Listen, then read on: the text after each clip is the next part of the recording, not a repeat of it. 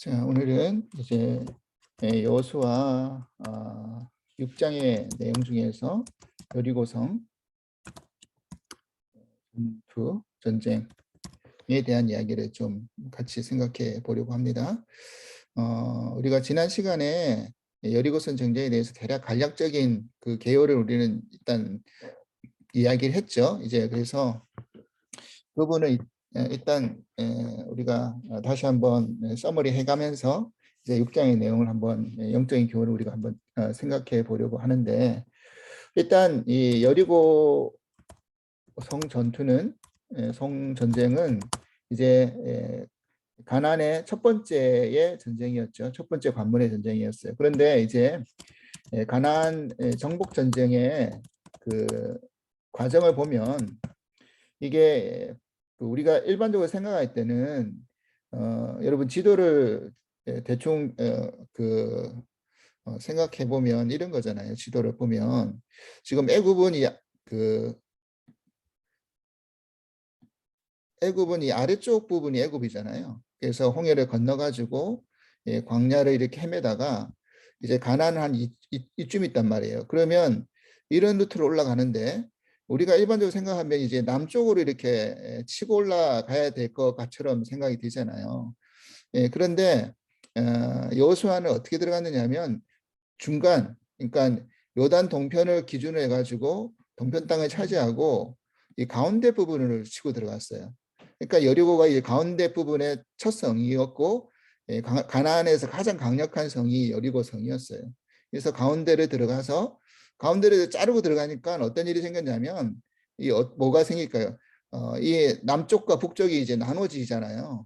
그러니까 가운데 부분을 차지하게 돼버리면 남북이 서로 연합할 수 없는 힘이 이제 뭉쳐질 수 없게끔 일단은 만들어 놓은 거죠. 그래서 여리고 그다음에 아이성 이렇게 중부 지역을 점령하고 그다음에 어떤 루트로 내려갔냐면 남쪽을 치고 그다음에 또 북쪽으로 올라가는 이 루트로 전쟁이 시작이 돼요. 그래서 여리고 전쟁인데 이런 루트로 이제 과정이 들어가는데 지금 지난번에도 이야기 드렸듯이 이 여리고성이라는 것이 가지고 있는 상징성이 있어요. 가나안 땅에도 상징성이 있고 이 성이라는 것이 인간의 힘으로 도저히 무너뜨릴 수 없는 성이죠. 무너뜨릴 수 없는 성. 그죠? 그래서 일반적으로 뭐 높이가 한 8m 정도, 높이가 8m 정도 되고 두께가 한 6.8m 정도 된다고 해요. 그리고 일반 평지에 성이 위치해 있는 게 아니라 구릉지 위쪽에 있어요. 그러니까 성 높이가 8m니까 아래쪽에서 그 성을 바라보면 훨씬 더 높은 곳에 위치해 있겠죠. 그러니까 완전 뭐라고 생각하냐면 전략적인 요충지에다가 요새예요, 요새. 그러니까 인간의 힘으로는 무너뜨릴 수 없는 성. 지금은 그러니까 이게 이제 고대 고고학자들이 그 여리고성 지역을 이렇게 발굴하다가 대충 얻은 그런 어떤 정보인데 그렇다라는 거예요. 그러니까 과거에도 지금도 이 정도의 어떤 두께고 이 정도의 그런 위치면 쉽게 점령이 당할 수 없는 그런 성이라고 합니다. 그런데 과거라고 한다면 뭐 그때 뭐 대포가 있었던 것도 아니고 대포가 있어도 이렇게 잘 무너뜨릴 수 없는 성이래. 두께가 저 정도면 무너지지 않을 성이라는 거죠. 그런 어떤 정말 어, 그 이스라엘 백성들이 첫 번째 관문, 첫 번째 싸움으로서는 정말 굉장히 뭐라 그럴까요? 쉽게 넘어갈 수 없는 싸움이에요. 근데 그 항상 뭐 인생도 마찬가지고 모두 다 마찬가지지만 첫 단추가 제일 중요하잖아요. 첫 단추를 어떻게 끼느냐에 따라서 그 다음 단추가 잘 끼워져 올라가지고 마무리까지 잘 지을 수 있는데 첫 단추에 만약 실패를 한다든지 만약 싸움에 진다든지 그러면 자신감이라든지 어떤 그런 그 사람들 그 이스라엘 백성들의 어떤 사기의 문제라든지 이런 것들이 다 꺾여가지고 아마 제대로 정복 전쟁을 이행할 수 없었을 거예요. 그럼에도 불구하고 사실은 가장 강력한 성 그리고 반드시 무너뜨려야 될 성을 먼저 치고 들어간 그 여호수아의 어떤 그 전략도 중요하고 또 하나님이 그렇게 인도하셨겠죠. 여호수아가 전략을 짠 것도 있었겠지만 하나님이 그렇게 지혜를 주시고 그렇게 인도를 하셨을 거예요. 그래서 이 성을 반드시 잡고 가야 되고 이 성을 잡아야지만이 남쪽 북쪽으로 나누어져 가지고 이제 전략적으로 접근할 수 있는 그런 것도 되겠죠. 근데 중요한 것은 전략도 떠났고 모두 다 떠나는데 이게 그 하나님이 그 보면 상식선에서 전쟁을 치르도록 하지 않는다는 거예요. 보면 봐요. 6장 1절 보니까 이스라엘 자손들로 말미암아 여리고는 굳게 닫혔고 출입하는 자가 없더라. 그러니까 지금 여리고의 그 작전은 뭐였냐면 여리고성에 있는 사람들의 작전은 우리들이 성문만 굳게 닫고 있으면 절대로 우리는 질 수 없다 이 싸움에서.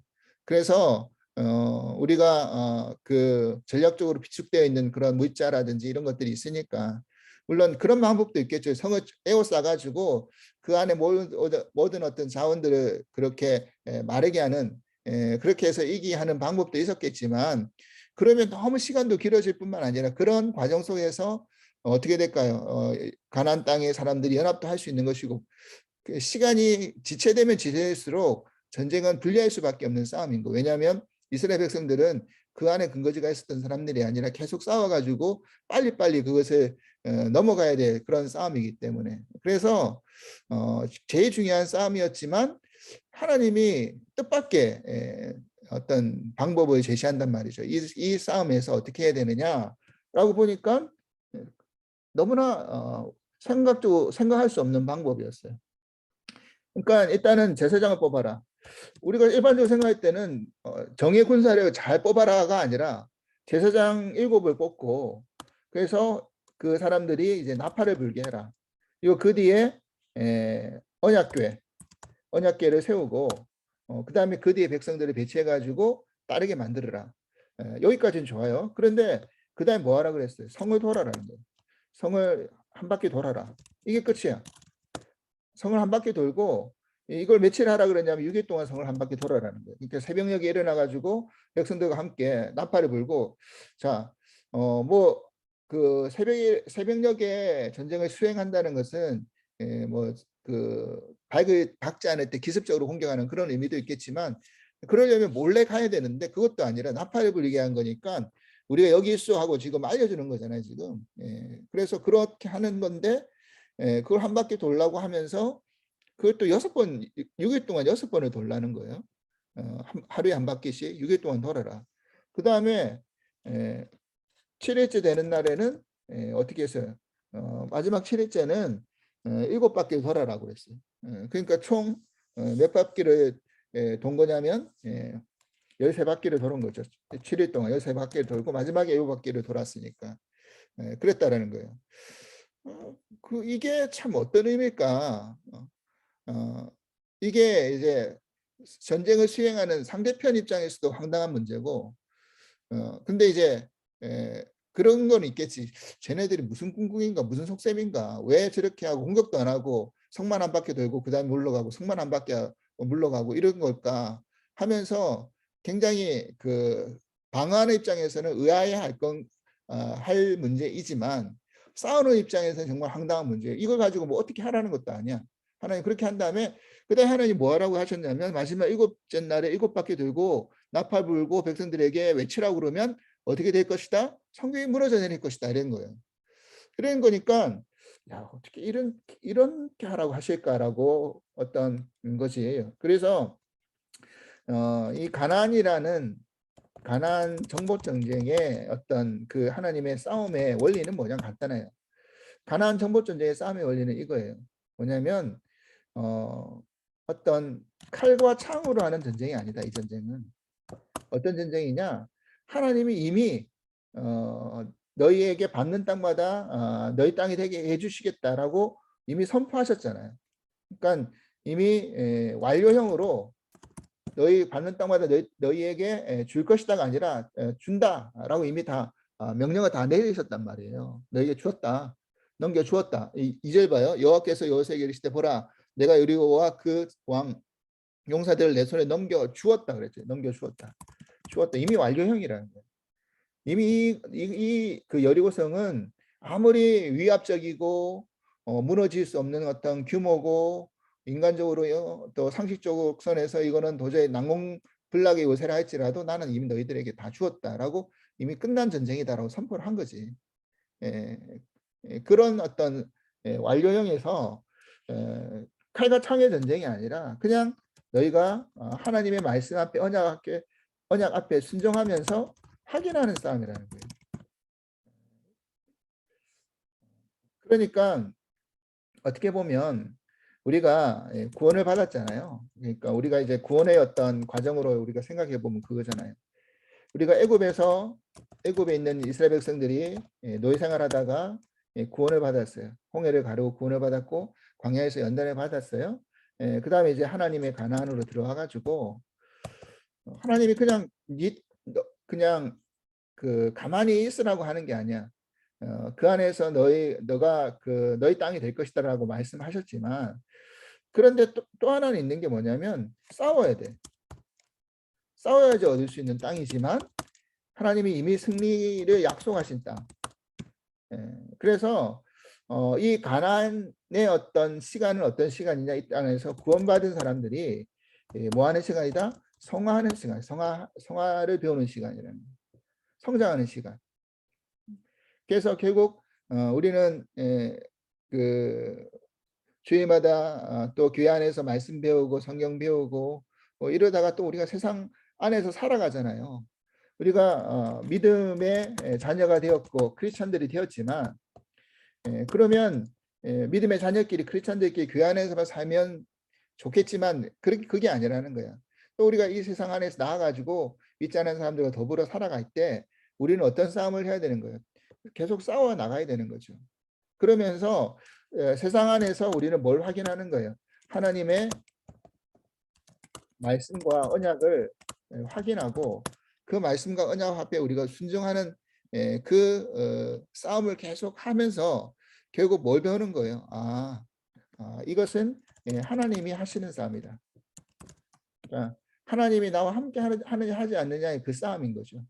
그리고 하나님 내가 의지하느냐 의지하지 않느냐의 싸움인 거죠. 그걸 우리가 세상 안에서 배워나가면서 뭐해 나가는 거예요? 그러면서 우리 신앙이 성화되어져 나가는 거예요. 이게 가나안의 어떤 정쟁의 어떤 상징성을 가지고 있는 의미라는 거예요. 그래서 여리고의 어떤 상징성도 그거였어요. 그래서 이 나팔을 불다라는 이 의미를 보면 이런 거예요. 그 이스라엘 백성들이 나팔을 불 때는 몇 가지 여러 가지 어떤 사건 속에서 나팔을 불어요. 근데 대표적인 두 가지 사건이 뭐냐면 어떤 전쟁의 시작을 알릴 때 나팔을 불어요. 그래서 그때 쓰는 단어가 다르대요. 나팔을 불다라는 그 단어를 우리는 그냥 나팔 불다라는 한 단어로 번역해가지고 우리는 다 쓰고 있지만 히브리어의 원어에 보면 나팔을 불다라는 단어의 의미가 그 용도에 따라서 단어가 달라진다는 말이에요. 그래서 전쟁의 시작을 알릴 때 부는 나팔은 하초츠라라고 이렇게 쓰여진대요. 그 단어가. 그런데 또 언제 나팔을 부르냐면 전쟁이 끝났을 때. 그래서 평화가 도래했다라는 것을 알릴 때 나팔을 분다는 말이지. 그때 쓰는 단어는 소파르라는 단어를 쓴대요. 히브리어 단어로. 그러니까 전쟁을 우리 이제 시작합니다라고 선포하고 알릴 때는 하초츠라라는 나팔을 불다라는 단어가 쓰여지지만 이제 전쟁이 다 끝났습니다. 이제 평화가 왔습니다라고 빵빠르를 울릴 때는 소파르라는 단어를 쓴단 말이에요. 근데 중요한 거는 여기서 지금 하나님이 여호수아에게 제사장들 보고 나팔을 불라고 했을 때 어떤 단어가 쓰여지느냐면 바로 하초츠라는 단어를 쓰여진 게 아니라 소파르라는 단어가 쓰여졌다는 거예요. 그러니까 다시 말해서 이 의미는 뭐냐면 지금 이 여리고성의 이 전쟁은 뭐였다라는 거예요. 끝났다. 끝났다. 그리고 뭐가 왔다? 평화가 왔다. 라는 것을 선포하는 그 알림이었다는 거예요. 그러니까 다시 말해서 이거는 여리고성만의 문제가 아니라 가나안 정복 전쟁의 전체의 문제인데 그것을 이제 제1 관문 여리고성에서 하나님이 이야기해 주고 있는 거죠. 알려주는 거죠. 이 전쟁은 이 가나안 정복 전쟁은 이미 어떤 전쟁이다? 끝난 전쟁이다. 평화가 임하는 전쟁이다. 그래서 모든 저주가 소멸되고 악도 사라지고 이제 온전한 평화가 오는 그런 어떤 선포적인 개념에서 나팔을 부는 거예요. 그래서 우리가 지금 아기 예수님이 이 땅 가운데 오셨을 때 누가복음 2장 14절에 보면 뭐라고 되어 있냐면 하나님께는 영광, 하나님이 기뻐하시는 사람에게는 평화다. 그러니까 악의 예수가 이 땅에 오셨다라는 것은 우리에게 뭐를 주시기 위해 오셨다는 이야기예요. 참된 평화를 주시기 위해 오셨다라는 거예요. 모든 그런 어떤 죄악된 싸움에서 다 끝나고 죄를 다 사라지게 만들고 참된 평화를 우리들에게 허락하시고 임하게 하시기 위해서 오신 거고요. 그리고 그 평화를 어떻게 이루었습니까? 예? 예수님이 그 평화를 어떻게 이루었어요? 십자가를 지심으로 그 평화가 이루어진 거죠. 일어난 거죠. 그 말은 지금 이 가나안 땅에 주님이 오셨다라는 의미도 그 말이겠지만 이 가나안 땅에 지금 뭐가 시작이 되었다? 하나님의 통치가 시작되었다라는 선포로 나팔이 울려 퍼진 거예요. 이거를 모르겠지. 그 가나안 땅의 사람들도 몰랐을 거예요. 이제는 하나님의 백성들이 하나님의 군대 장관이 함께 하심으로 하나님 통치가 이 가나안 땅에 시작이 되었습니다라는 선포의 나팔이 울려 퍼진 것이고 그래서 그 사건 속에서 하나님이 그 일을 진행해 나가신다는 것을 보여주신 거고요. 자, 그래가지고 여리고성이 정말 말도 안 되게 마지막에 일곱째 날에 7번 돌고 소리 꽥 치니까 성이 무너져 내리고 그리고 이스라엘 백성들이 여리고성을 그냥 점령해버리는 그 놀라운 사건이 일어난 거예요. 자, 그래서 결국 이것은 하나님이 함께 하시는 싸움, 하나님이 인도하시는 싸움, 하나님이 주관하시는 싸움이라는 거를 우리들에게 알려주는 것이고, 자, 그래서 백성들이 그러면 이때 해야 할 일은 뭔가 보니까 이랬어요. 10절 여호수아가 백성에게 명령하여 이르되 너희는 외치지 말며 너희 음성을 들리게 하지 말며 너희 입에서 아무 말도 내지 말라. 그리하다가 내가 너희에게 명령하여 외치라 하는 날에 외치라. 그러니까 처음에는 아무 말 하지 말라는 거예요. 처음에는 침묵하라는 거예요. 침묵하고 내가 외치라고 할 때 외쳐라라는 거예요. 그러니까 우리가 때로는 이게 참 안 되는 것 중에 하나가 뭐냐면 믿음 생활하다 보면 침묵하기가 참 어려워요. 왜냐하면 내 생각대로 내가 바라는 대로 안 될 때 우리는 의심하게 되고 말이 많아지고 그죠? 그리고 그 대표적인 게 이스라엘 백성이었잖아요. 불평하고 원망하고 그죠? 의심하고 말하고 불평하고 원망하고 그죠? 불신하고 불순종하고 이렇게 된단 말이에요. 근데 이런 어떤 너희들의 과거의 너희들의 그 1세대의 부모들은 이렇게 하다가 결국 광야에서 다 죽었다.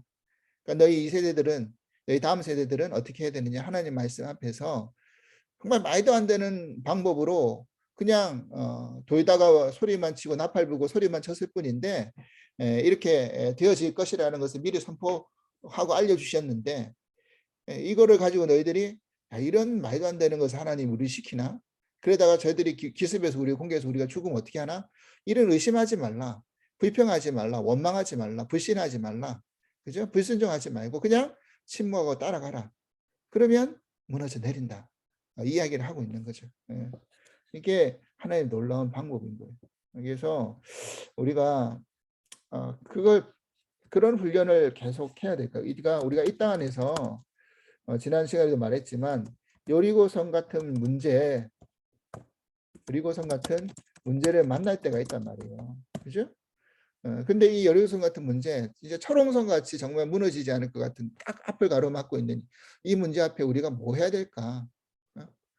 일단 그냥 하나님이 하라는 대로 한 발걸음 한 발걸음 그냥 내딛는 방법밖에 없는 것 같아요. 성을 돌아라. 그리고 왜 그 처음에는 하루 한 번씩 돌다가 일곱째는 왜 7번 돌으라고 했을까? 뭐 이것은 뭐 신학적으로 뭐 완성과 완전의 의미가 있다라 7은 완전수니까 이런 식으로 해석이 되기도 하지만 그건 하나님이 그냥 하라고 하신 거니까 그거에 왜 그럴까라고 그냥 의심하지 말고 그냥 하라고 하시면 그 나머지는 하나님이 책임져 주시고 하나님이 이끌어 가신다라는 것. 이것을 우리가 신앙생활하면서 배워야 될 것 같다라는 거예요.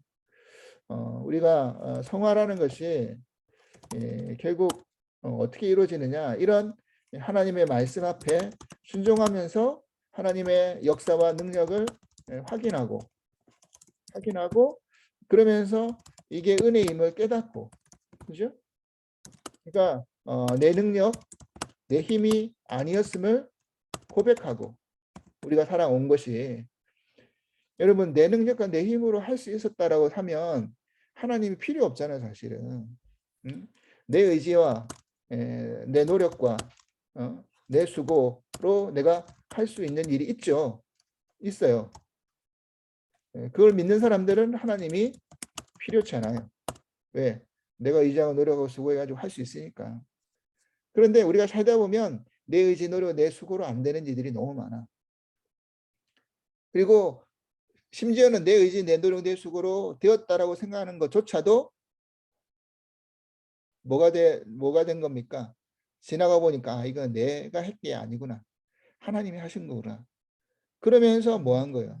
하나님의 그 도와주심과 역사해 주심과 인도해 주심에 우리가 감사하고 그 은혜를 하나님 앞에 올려드리는 거죠. 은혜를 깨닫고. 그러니까 우리가 이 땅 안에서 믿음 생활하면서 우리 성화의 과정을 겪으면서 결국 고백은 뭐냐면 야 은혜다. 은혜다 이게. 그리고 그 은혜를 깨달을 때만이 우리가 하나님을 붙들게 되는 것이고 하나님을 의지하게 되는 것이 교만하지 않게 돼요. 그렇죠? 우리가 때로는 교회 생활도 마찬가지고 우리가 믿음 신앙생활하다 제일 큰 실패와 실수는 어디에서 일어나느냐? 교만은 패망의 선봉이 된다라고 말씀하신 자문의 말씀처럼 그런 말씀이 어느 순간 나도 모르게 교만하게 된단 말이에요. 뭐 목회자라고 한다면 교회가 이제 부흥했다. 그러면 내가 열심히 기도 많이 하고 내가 열심히 헌신하고 내가 열심히 어떤 목양을 위해서 내가 뛰어 달렸기 때문에 교회가 부흥한 거지. 이거는 교만이에요, 교만. 내가 한 게 아니잖아요. 하나님이 허락해 주셨을 때 되는 일이지. 하나님이 허락하지 않으시고 사람의 마음을 감동시켜 주시 아니고 하나님이 그 목회자의 입술을 통해서 하나님의 말씀이 제대로 전달되지 않았다고 한다면 내가 한 게 아니잖아요. 하나님의 성령으로 은혜 주셔서 하는 것이지. 그러니까 한국교회가 성장하고 부흥하면서 제일 큰 실수는 이런 부분인 것 같아요. 목회자뿐만 아니라 교회에서 오랫동안 헌신하고 리더로 생활했던 분들도조차도 이런 실수를 할 때가 많다니까. 내가 이렇게 헌신하고 내가 이렇게 수고하고 이렇게 열심히 했는데 그래서 교회 주인의식을 가지는 건 좋은 일이지만 그 주인의식이 더 나아가서 내가 주인이 돼서는 안 되는 거예요. 항상 우리가 깨달아야 될 문제는 바로 그거 같아요. 우리 주일 예배 말씀 지금 베드로후서 말씀 가지고 지금 마무리 짓고 있는데 그래서 말세 때 우리가 기억해야 될 의식이 항상 은혜 의식. 하나님 그 뜨겁게 사랑하라는 그 사랑 안에 하나님이 우리를 얼마나 사랑하시는지에 대한 은혜로 우리가 깨닫는 것이고 그리고 이 땅 안에서 주어지는 모든 것이 내가 근거가 이 땅에 있지 않고 다른 본향이 따로 있다라는 나그네 의식 이를 가져야 된다라고 말씀드렸죠. 그리고 이제 마지막 시간에 나누는 게 이제 또 하나의 의식이 있는데 그건 이제 주일 말씀 때 또 우리 같이 나누기를 하고요. 그렇다라는 겁니다. 그래서 이 가나안 정복 전쟁의 첫 관문을 여는 여리고성의 싸움을 통해서 우리는 배워야 될 게 그 문제인 것 같아요. 근데 이제 다음 시간에 나누겠지만 그 다음에 아이성에서 정말 여리고성보다 너무나 보잘것없고 작은 성에서 이스라엘 백성이 실패를 합니다. 실패를 해요. 그 이유를 이제 다음 시간에 살펴봅니다. 그러니까 우리는 항상 뭐가 되는 거예요. 성화라는 과정이 항상 모든 것에서 믿음 생활 하다 보면 항상 잘 나갈 수는 없어요. 항상 승리할 수는 없어요. 때로는 지기도 하고요. 때로는 넘어지기도 하고 실패하기도 하고 때로는 내가 하나님 믿지만 잘못된 걸 걷기도 하고 이런 과정 속에서 하나님 우리를 이끌어 가시는 거예요. 결국 하나님이 이 싸움에서 주도권을 가지고 이끌어 가시는 거예요. 결국. 그러니까 때로는 질 때도 있고 이길 때도 있지만 이 과정 속에서 우리가 정말 믿음 안에서 더 깊이 깨닫고 하나님께 더 의지하고 붙들고 은혜 안에 거하는 은혜를 더 깊이 깨닫고 은혜를 붙들고 사모하고 나가는 그런 어떤 믿음의 우리가 되었으면 좋겠어요. 이 언약궤라는 것이 마지막으로 정리하자면 언약궤를 왜 하나님이 돌게 하셨을까요? 먼저 나팔을 불고 언약궤를 돌게 한 이유는 뭐냐면 언약궤가 뭘 상징하는 겁니까? 어린 양의 피를 상징하잖아요. 그러니까 어린 양의 피를 상징하는 것은 예수 그리스도의 죽음을 상징하는 거잖아요. 그래서 예수 그리스도가 죽으심으로 말미암아 그 하나님의 통치와 역사가 일어나는 거잖아요. 그래서 언약궤가 도는 거라는 언약궤를 앞세워 도는 거예요. 하나님의 임재를 상징하는 것도 있지만 이 언약궤가 돌았다는 의미, 언약궤로 함께 돌았다는 의미는 항상 우리가 잊지 말아야 될 것은 뭡니까? 예수 그리스도의 그 십자가의 어린 양의 흘리신 보혈의 피로 우리가 거룩하게 되었고 이 땅 안에서 우리가 하나님의 자녀가 되었다라는 것을 우리가 깨닫기 위한 과정이니까 그것을 이제 상징적으로 보여주기 위해서 하나님 언약궤를 돌게 만드신다라는 것을 기억하고요. 이 그 여리고성의 전투 안에서 하나님이 첫 관문을 여셨을 때 우리들에게 보여주신 그 의미를 붙들고 영적으로 우리가 깊이 깨달을 수 있는 시간이 될 수 있기를 간절히 기도합니다. 기도하겠습니다. 하나님 아버지 감사합니다. 오늘 여호수아 6장의 여리고성 전투의 이야기를 함께 나누었습니다. 하나님은 이미 그 전쟁에서 참된 평화가 왔고 또 하나님 정치가 시작되었다는 것을 우리들에게 선포해 주시고 알려주셨습니다. 나팔을 불게 하시고 또 어린 양의 보혈을 상징하는 피를 상징하고 십자가의 죽음을 상징하는 그 언약궤를 돌게 하심으로 말미암아 우리가 무엇을 먼저 앞세워야 될지를 깨닫게 해주시에 감사합니다. 우리가 이 땅 안에 살아가면서 어떤 문제가 찾아온다 할지라도 우리를 가로막고 있다 할지라도 우리가 먼저 해야 할 일은 하나님 우리에게 허락하신 그 참된 평화를 선포하는 일인 줄 믿습니다.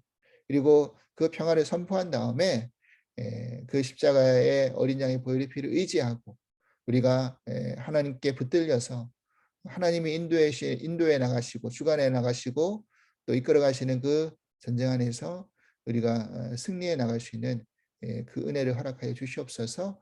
그 모든 것이 하나님의 은혜입니다. 우리가 이 땅 안에서 살아가면서 날마다 그 하나님을 깊이 경험하고 체험할 수 있는 은혜 허락하여 주시옵소서. 감사하며 예수 그리스도 이름으로 기도합나이다. 아멘.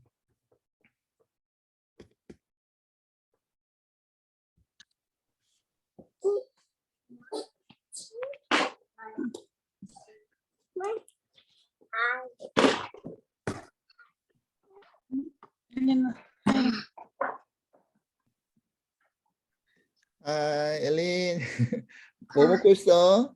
안녕.